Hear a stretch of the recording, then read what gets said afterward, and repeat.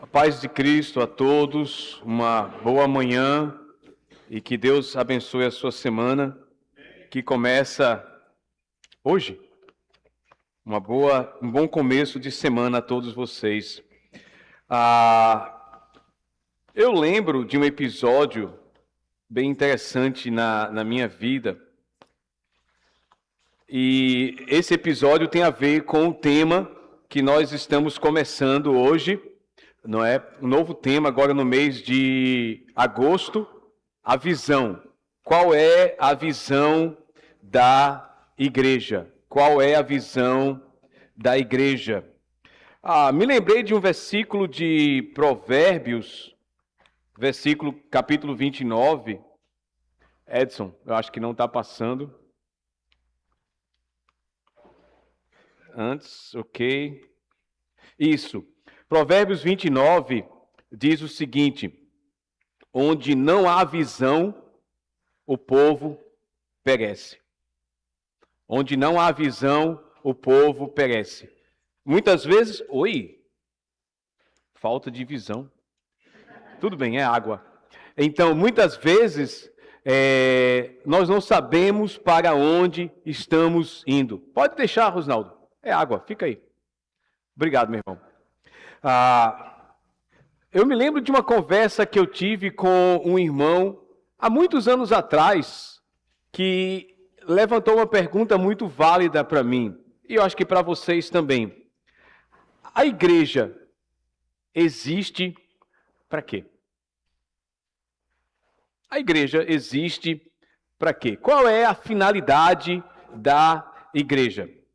Nessa conversa que eu tive com esse irmão, ele, bem bíblico, ele dizia que a igreja, de acordo com o livro de Atos, existe para edificar uns aos outros, encorajarmos uns aos outros e para proclamar, evangelizar Jesus. E eu concordo com ele, mas eu pensava, mas a igreja também não existe para adorar a Deus? A igreja também não existe para exaltar o Deus que nós conhecemos e nós proclamamos? Ele dizia, é verdade, mas não está no livro de Atos isso. E eu pensei, sim, não está no livro de Atos, mas como não é possível que a igreja exista para adorar a Deus? E a gente ficava nesse cabo de guerra, indo e voltando, tentando saber a resposta melhor para essa pergunta. A igreja existe para quê? Eu entendo que tudo que nós fazemos como igreja, tem uma finalidade, que é realmente Jesus. Tudo que a igreja tem, o dinheiro que ela tem no banco, os bens que ela possui, esse terreno, o Lar Maná, os ministérios que ela tem, os vários ministérios que ela tem, o culto que ela oferece na quarta-feira, aos domingos. No caso da Igreja de Cristo aqui, tem 2 ministérios grandes, na Escola da Bíblia e o Lar Maná. Tudo que ela tem, tudo que ela faz, todos os seus esforços, do menor ao maior, todos os seus bens devem convergir para uma única coisa: falar de Jesus. Não é o ministério em si, o fim em si, mas falar e levar Jesus. E eu acho que esta é a visão da igreja. Esta é a visão da igreja. E esta igreja aqui está celebrando no mês de agosto agora 46 anos de vida. 46 anos de vida. E eu fico pensando, onde essa igreja vai estar daqui a 46 anos? Vamos estar nesse mesmo local? Vamos estar no céu? Algumas pessoas? Todos nós? Jesus vai voltar antes? Eu não acho que ele vai voltar antes, mas isso é um outro assunto. Mas essa igreja, quando ela completar 100 anos, onde ela vai estar? E eu trouxe algumas fotos do passado para lembrar de como era o prédio, esse prédio onde nós estamos hoje, há 40, 45 anos atrás, era mais ou menos assim. Algumas pessoas, é aqui, não é? É nesse local. Algumas pessoas não estão mais por aqui, algumas pessoas já se mudaram. O prédio da Escola da Bíblia já passou por várias reformas, né? Onde tem a sala do presbitério ali, tinha uma escultura, não, como se diz, um nome da escola em alto relevo, ou em baixo relevo. Mas onde a igreja de Cristo na Boa Vista vai estar no ano de 2080? Onde vai estar a igreja? Onde vão estar as pessoas dessa foto no ano de 2080? Consegue me ver ali? Então, eu tenho algumas fotos especiais aqui que eu queria mostrar de alguns dinossauros do passado na nossa pré-história. Tá vendo esse furgão aqui da Escola da Bíblia? Eu já joguei xadrez dentro dele em movimento. Eu e Flávio Vieira. Foi muito esquisito.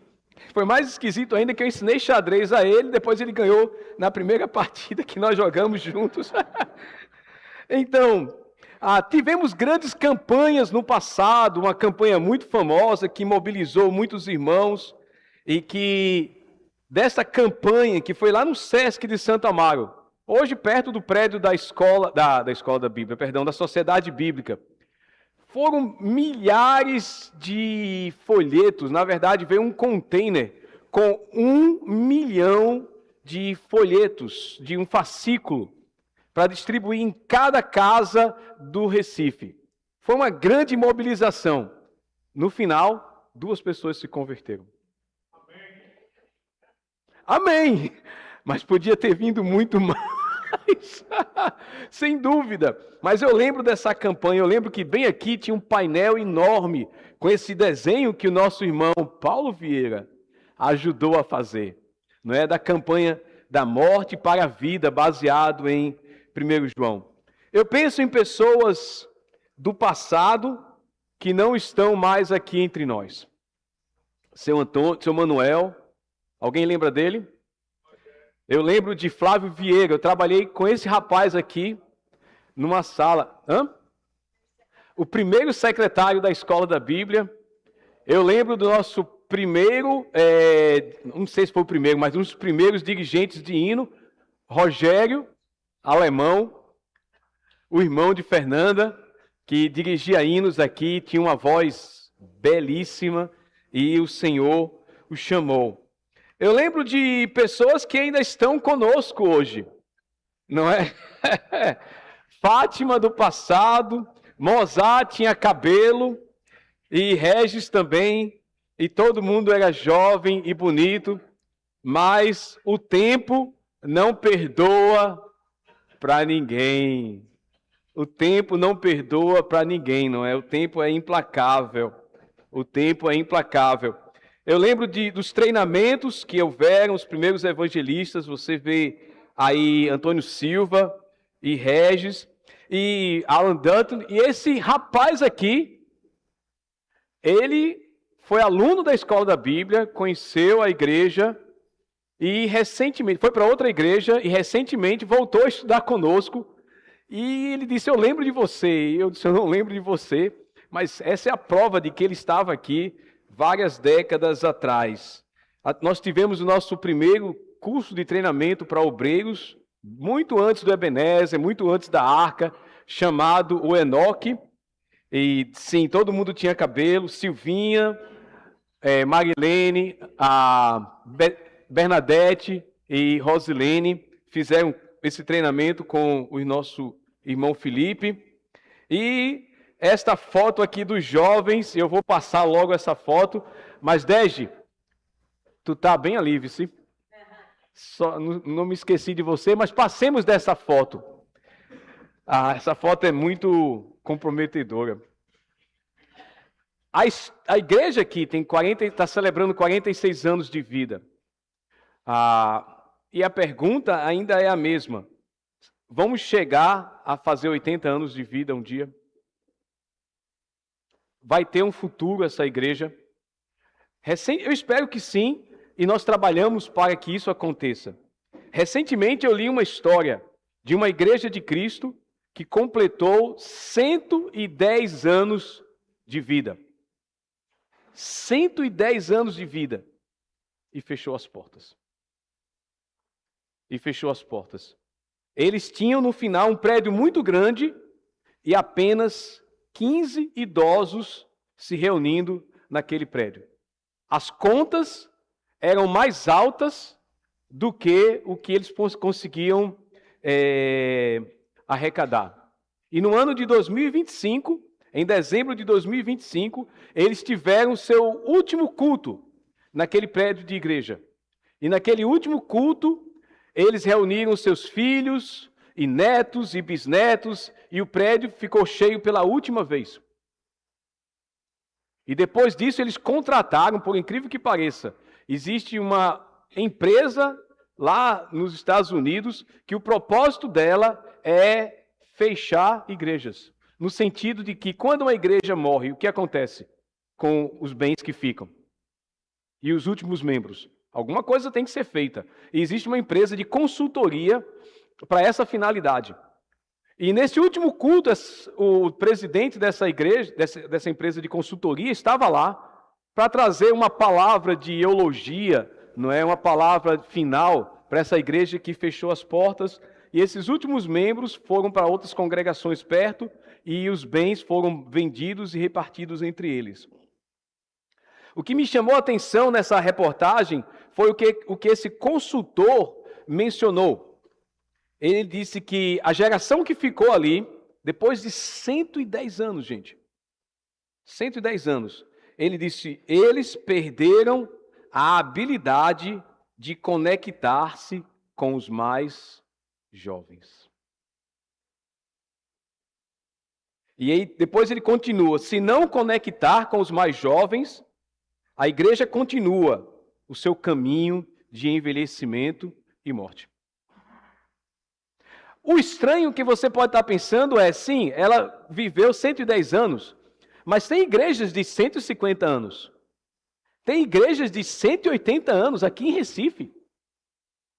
Então, o que determina o tempo de vida de uma igreja? E o consultor, ele falou alguma coisa que é de conhecimento público. Uma geração precisa se conectar com a próxima geração. Do contrário, aqueles jovens vão embora e fica um grupo de velhinhos que vai seguir o caminho natural da vida. Cabelos brancos, doenças e funeral. E o consultor diz, eles perderam a habilidade de conectar-se com os mais jovens. Abra sua Bíblia em Salmo capítulo 78, a passagem que o nosso irmão João leu mais cedo, versículos de 1 a 8. Salmo 78, versículos de 1 a 8. E, infelizmente, amados, igrejas morrem. Eu não estou falando da igreja universal, não é de Macedo, tá certo? Não estou falando da igreja universal que está nos 4 cantos da terra. Essa não morre. Jesus disse que nem as portas do inferno prevalecerão contra ela. Eu estou falando de igrejas locais. Igrejas locais, elas abrem, crescem e morrem. O que determina o tempo de vida delas? Vários fatores. A igreja militante, essa aí não morre. A igreja triunfante, essa aí já está na eternidade. Mas abra comigo Salmo 78, versículos de 1 a 8. E acompanhe essa leitura, porque tem um grande princípio que nós podemos tirar da meditação do salmista Asaf nesse texto. Perdão, está errado. 78, desculpa. Salmo 78, versículos de 1 a 8. Falha minha.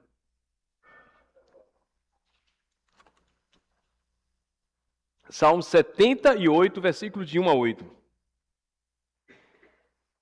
Amém? Meu povo, escute a minha lei. Obrigado, Edson. Meu povo, escute a minha lei, dê ouvidos as palavras da minha boca.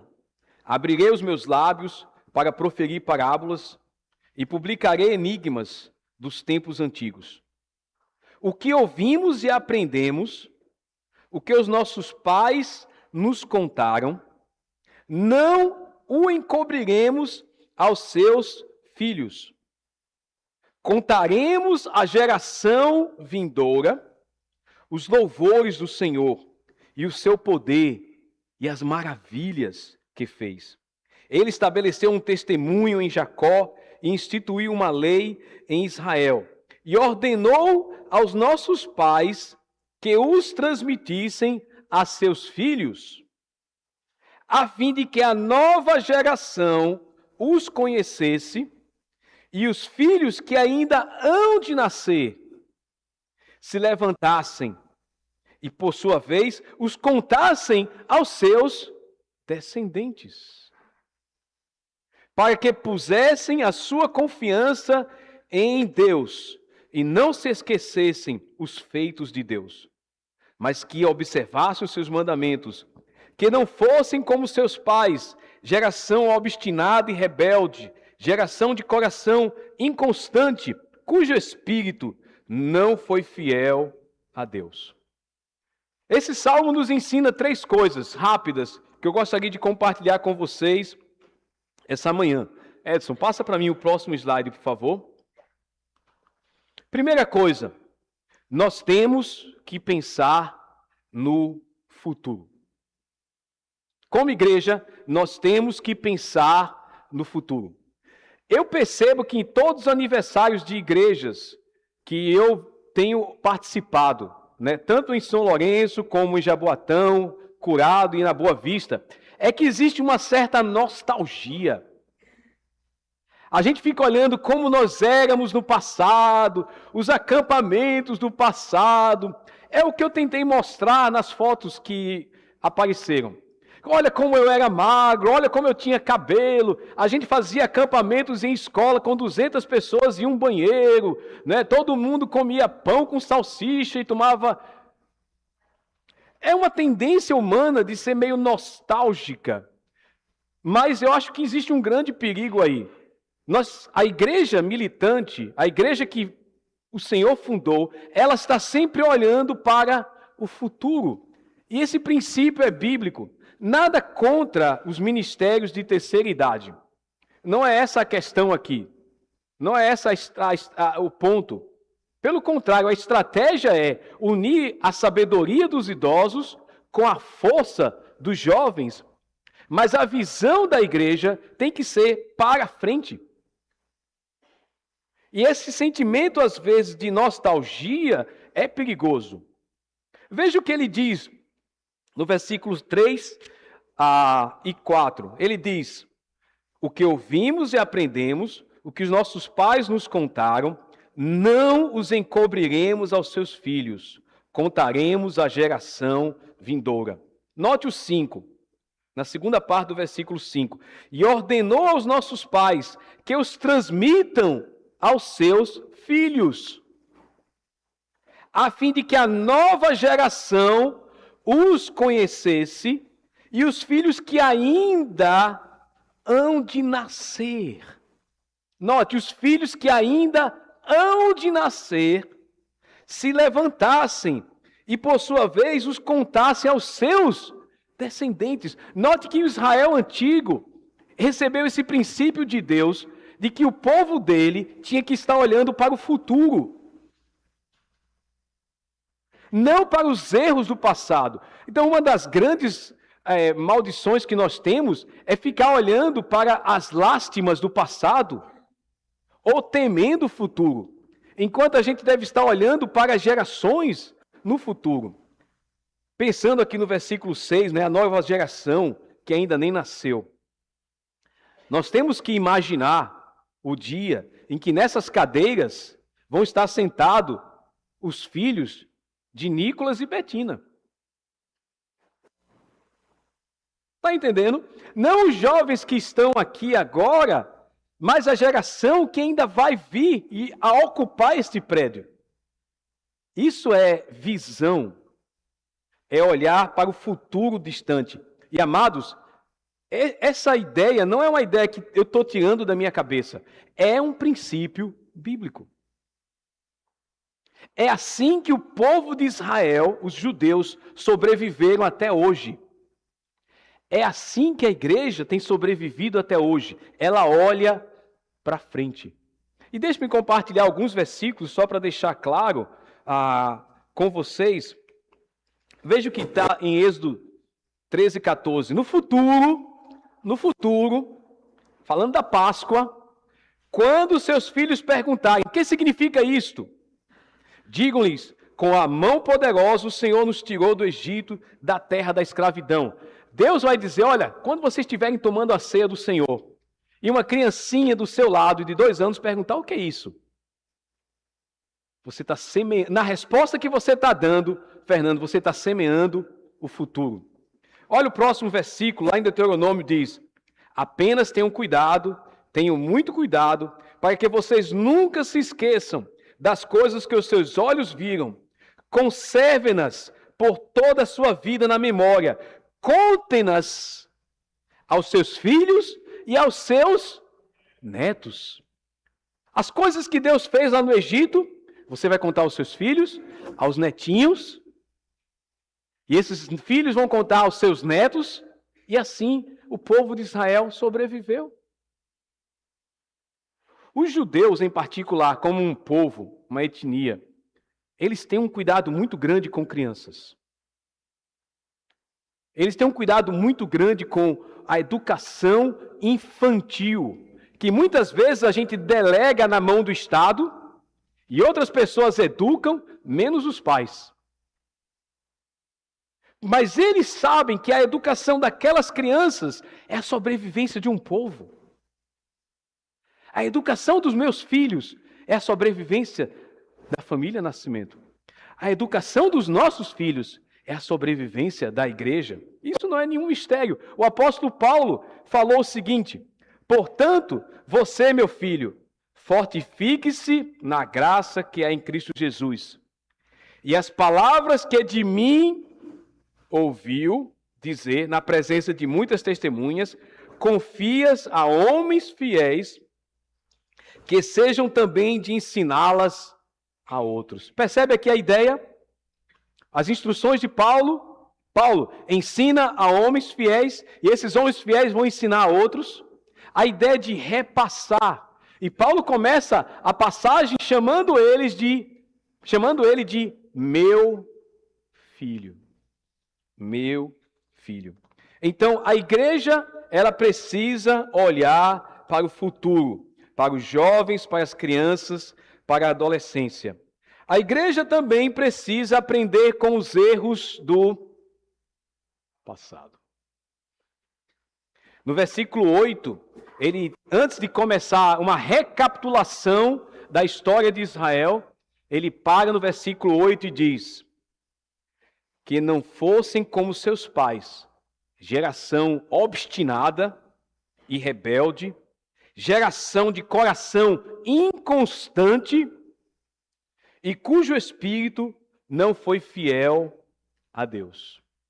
Aplicando a igreja do Senhor, a Israel de Deus hoje. A igreja de Cristo, amados, não é perfeita. Deixe-me dizer isso. A igreja de Cristo não é perfeita. Por uma simples razão. Nós somos formados da mesma coisa que qualquer outra igreja. Seres humanos. Isso deixo de recado para aqueles que estão pensando de mudar de igreja. É como quem muda de casamento achando que vai casar com uma pessoa melhor e depois descobre que aquela pessoa é também ser humano. Igrejas são formadas por seres humanos. Qualquer grupo religioso. Você vai ter decepções, traição, busca por poder, escândalos. São seres humanos. A igreja de Cristo, ela não é perfeita. E eu pergunto aos dinossauros presentes, alguns que se identificaram nas fotos ali, né? Temos alguns dinossauros hoje aqui. Estou olhando para um ali atrás, com costeleta de Elvis Presley.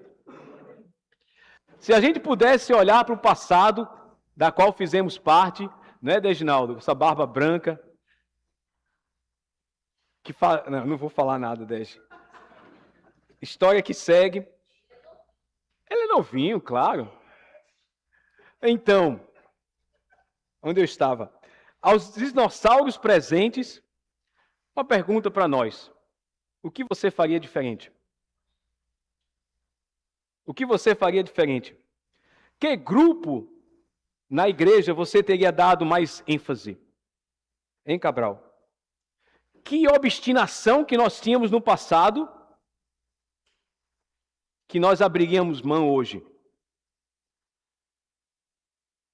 E eu não vou entrar em águas perigosas aqui, mas eu vou deixar apenas essas perguntas. Que obstinação do nosso passado que nós abriríamos mão? Qual doutrina hoje você daria mais ênfase do que era dada no passado?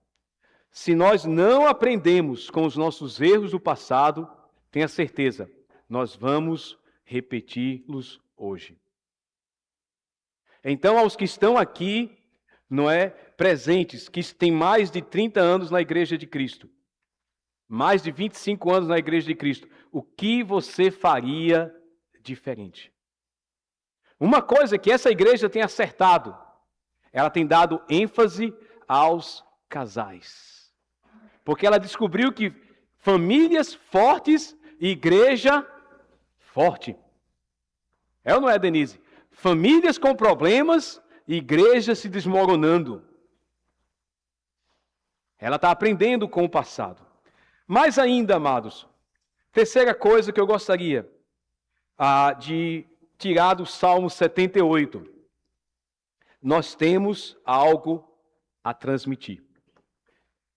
Versículo 4 e 5 ele diz: não os encobriremos aos seus filhos, contaremos à geração vindoura os louvores do Senhor e o seu poder e as suas maravilhas. Ele estabeleceu um testemunho em Jacó, ordenou aos nossos filhos que transmitissem aos seus filhos. A igreja tem algo a passar para frente. Não é somente pensar na próxima geração, não é os seus filhos e netos, seus sobrinhos, mas ela tem algo para passar para frente. E é o que Asaf estava preocupado. O Salmo 78 tem 72 versículos. E o que é que ele está fazendo nesse salmo? Ele está recapitulando a história de como Deus foi fiel e Deus guardou suas promessas e cuidou do seu povo. Nós, como igreja, o que nós temos para passar para frente? E aí voltamos àquilo que eu falei no começo. Nós temos o poderoso e maravilhoso Evangelho do Senhor Jesus. A igreja, ela tem algo precioso em suas mãos, que é a própria razão dela ser. A igreja existe para evangelizar Jesus. Eu não me envergonho do Evangelho, porque é o poder de Deus para a salvação de todo aquele que crê. Primeiro do judeu e depois do gentio. É o poder de Deus. Todas as coisas que nós fazemos, este prédio, ar-condicionado, PowerPoint, um púlpito, aula dominical e tudo que você conseguir pensar, converge para uma finalidade só, o Evangelho de Jesus. E às vezes não precisa de tanto. Às vezes não precisa de tanto. Nós temos que evangelizar nossos filhos, nós temos que evangelizar nossas crianças. Porque tenha certeza, o mundo está evangelizando já elas. Nós temos que evangelizar também esse mundo que está aí fora. Nós temos que proclamar para as pessoas que Jesus as ama, que o pecado as separa elas de Deus e umas das outras, que Jesus morreu na cruz para reconciliá-las e que elas precisam tomar uma decisão. O Evangelho, amados, é o que prolonga a vida de uma igreja local. Anos atrás, Joshua trouxe um seminário aqui mesmo nesse prédio, usando esse PowerPoint. E ele trouxe um seminário mostrando o que determina o tempo de vida de uma igreja. Porque algumas igrejas vivem mais, outras vivem menos. E a ideia era não somente conectar-se com a próxima geração, mas é o compartilhar do evangelho. Igrejas que evangelizam os seus filhos, elas vivem mais. Igrejas que não evangelizam, Jesus vai lá e fecha as portas. E manda todo mundo para casa. Nós podemos perder o sentido. Na primeira figura, nós temos igrejas que olham para dentro. Não é? A igreja, se não for o evangelho, ela perde sentido. Ela vira um clube de amigos, uma confraria. Comida, churrasco, se encontrar, refrigerantes, não é? Vira uma confraria. Não é um grupo de amigos juntos. Igreja não é isso apenas. Ou a igreja vira uma assistência social, é uma LBV. Não é? A gente arrecada muito alimento, distribui para muita gente, não é? 30 cestas, 60 cestas, 100 cestas, 200 cestas. Mas se você não compartilhar o evangelho, aquela pessoa continua na pobreza. Social e espiritual. Termina virando uma legião da boa vontade. Tem uma aqui, nos coelhos. Eles arrecadam toneladas de alimento. Mas as pessoas continuam no pecado, elas continuam presas às coisas que as fazem pobres. Se não compartilhar o evangelho. Ou a igreja termina um lugar de apoio terapêutico. Eu coço as suas costas e você coça as minhas. Eu faço você sentir-se bem e você me faz sentir bem. Vira uma grande clínica psicológica. A gente está aqui para tratar das almas das pessoas. Mas a grande cura para a alma é o evangelho de Jesus. E o que acontece com igrejas onde tem muita comunhão, né, as setas voltadas para dentro, igrejas onde tem muito ativismo, igrejas que têm muita ação terapêutica, muito coaching e pouco Jesus. Vira um clube. Vira um clube de pessoas ricas, ou de pessoas de classe média, ou de pessoas pobres, mas vira um clube. Menos uma igreja. Eu falo isto porque esta onda está acontecendo já em outros países, onde eles têm percebido que as igrejas existem, onde as pessoas vão lá para se sentir bem. Onde igrejas existem que elas vão lá para receber uma cesta básica. Onde igrejas existem, vão lá para falar de alguma coisa ou fazer conexão social. Mas Deus nem é falado, nem pregado e nem exaltado. Virou um clube náutico Capibaribe. Bem, para não ofender ninguém, virou um clube do Santa Cruz. Ou esporte. É engraçado, né? Mas não virou uma igreja. Porque ela não tem o evangelho de Jesus. O pecador não é chamado ao arrependimento. A morte de Cristo na cruz não é proclamada. E Jesus é pouco falado. Nós temos algo para transmitir, amados. Nós temos um legado a passar para frente. Nós temos algo para passar para as nossas gerações. E essa coisa é Jesus. Gostaria que fosse algo mais animador? Algo que massageasse a sua alma? Ou algo que falasse das peculiaridades das igrejas de Cristo? Que ela tem um bom legado a passar para frente, mas a igreja existe para proclamar Jesus. E nós começamos isso com a próxima geração, evangelizando nossos filhos, evangelizando nossos adolescentes, evangelizando nossos jovens, olhando para o futuro, porque o mundo já está fazendo isso. Que Deus abençoe sua igreja.